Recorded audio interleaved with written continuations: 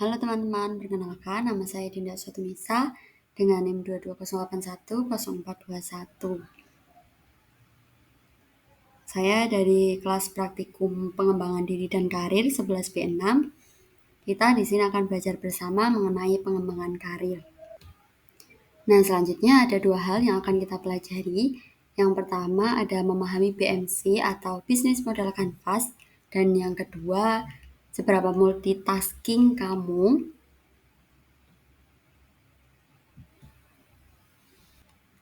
BMC atau Business Model Canvas adalah salah satu strategi yang digunakan untuk mendeskripsikan sebuah model bisnis dan menggambarkan dasar pemikiran tentang bagaimana organisasi menciptakan, memberikan, dan menangkap nilai.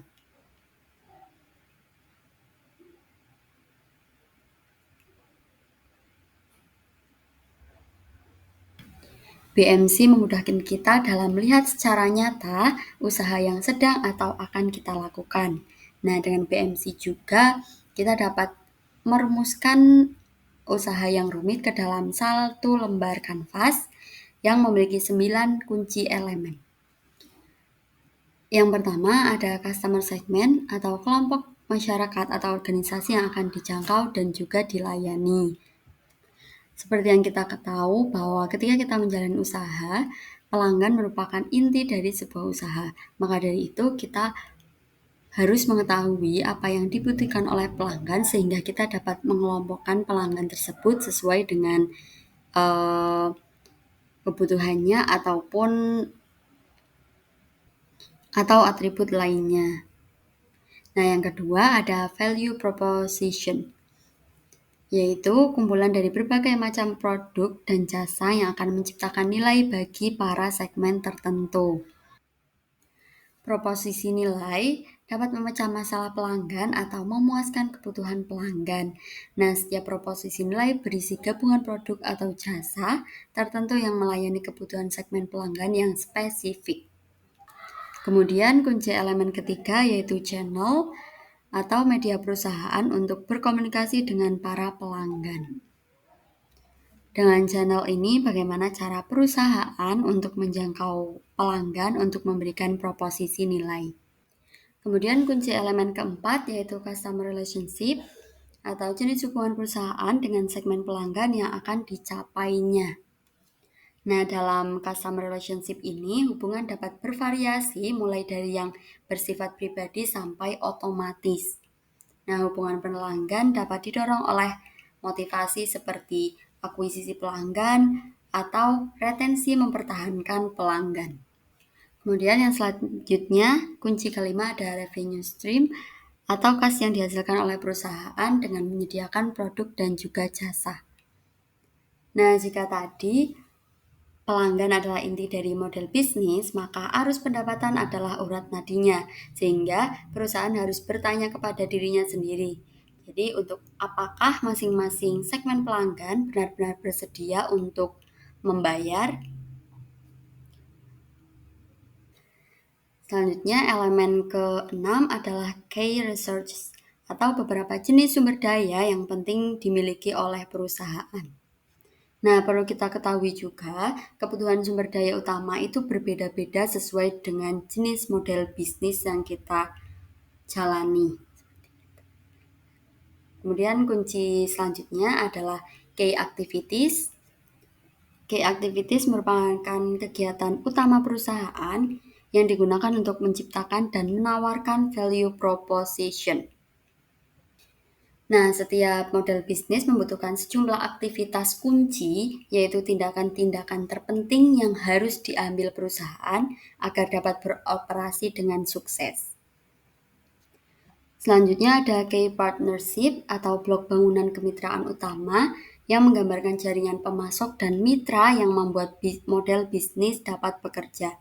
Perusahaan membentuk kemitraan dengan berbagai alasan, dan kemitraan menjadi landasan dari berbagai model bisnis, mengurangi resiko, atau memperoleh sumber daya mereka.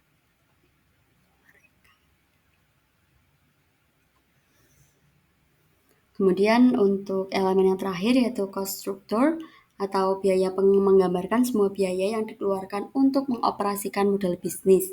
Blok bangunan ini menjelaskan biaya terpenting yang muncul ketika mengoperasikan model bisnis tertentu.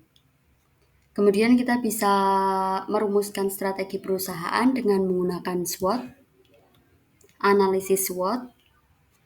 Analisis SWOT adalah identifikasi berbagai faktor secara sistematis untuk merumuskan strategi perusahaan, didasarkan pada logika yang memaksimalkan kekuatan dan juga peluangan, dan secara bersamaan dapat meminimalkan kelemahan dan ancaman. Nah, ada 4 strategi SWOT. Yang pertama ada strategi SO. Strategi ini dibuat berdasarkan jalan pikiran perusahaan, yaitu dengan memanfaatkan seluruh kekuatan untuk merebut dan memanfaatkan peluang sebesar-besarnya. Kemudian yang kedua ada strategi ST.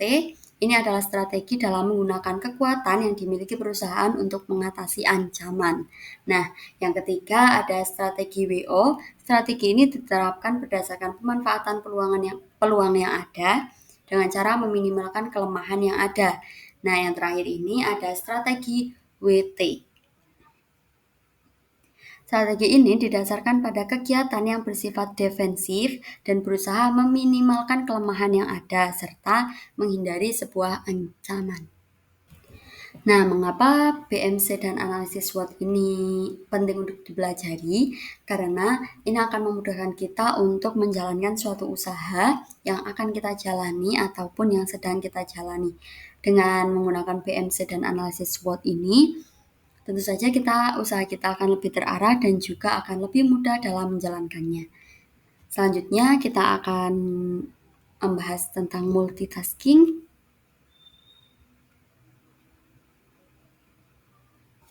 Nah, multitasking adalah kemampuan individu untuk menyelesaikan tugas dalam satu waktu secara bersamaan. Karena mengerjakan tugas banyak dalam satu waktu dirasa menjadi lebih efisien.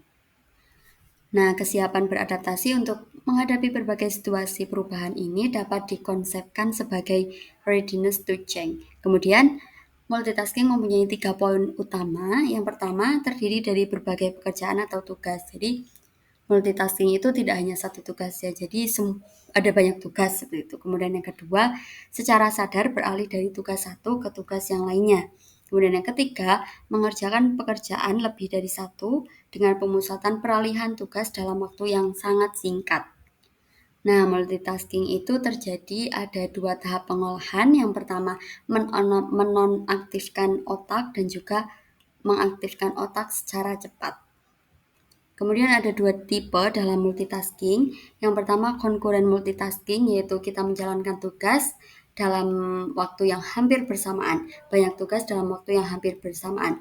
Contohnya ketika kita Zoom, meeting, tapi sembari mengerjakan tugas. Nah, yang kedua ada sequence multitasking atau tugas-tugas yang dilakukan secara berurutan dalam waktu yang berdekatan. Seperti kita menyapu, setelah itu mengepel. Kemudian ada beberapa kelebihan dalam multitasking. Yang pertama menghemat waktu, yang kedua meningkatkan keseimbangan kehidupan, kemudian yang ketiga mencegah penundaan, kemudian yang keempat meningkatkan produktivitas. Selanjutnya, apakah kamu tertarik untuk mengembangkan multitasking? Tapi multitasking ini penting untuk dipelajari ya, karena dengan multitasking kita dapat menghemat waktu lebih efisien, kemudian kita juga belajar untuk siap menghadapi hal-hal yang tidak bisa kita kendalikan, seperti mungkin banyak tugas yang datang dalam satu waktu. Dengan itu kita dapat menggunakan multitasking. Walaupun dengan multitasking concurrent multitasking itu mungkin ada beberapa tugas yang tidak sempurna, tetapi itu membuat waktu kita efisien dalam mengerjakan suatu tugas. Selanjutnya ada fase konstruksi karir. Yang pertama, pemahaman teknologi, dan yang kedua, perspektif tanpa batas. Nah, perspektif tanpa batas ini ada 2 pandangan yang mendunia dan juga hidup di dunia virtual dan nyata. Dalam artian, perspektif tanpa batas ini kita dapat belajar dari manapun teknologi manapun seperti YouTube mungkin, Google, kemudian kita terbuka untuk berkomunikasi dengan orang-orang di luar negeri, di dunia ini, kita bergabung. Kemudian kita tidak membatasi untuk belajar apapun yang terjadi di lingkungan kita. Dengan pemahaman teknologi juga kita bisa menggunakan teknologi dengan sangat-sangat baik dengan memanfaatkan teknologi yang ada. Itu akan sangat membantu kita dalam mengkonstruksikan karir kita. Kemudian selanjutnya ada referensi. Dan selanjutnya terima kasih telah mendengarkan. Sampai jumpa di lain waktu teman-teman.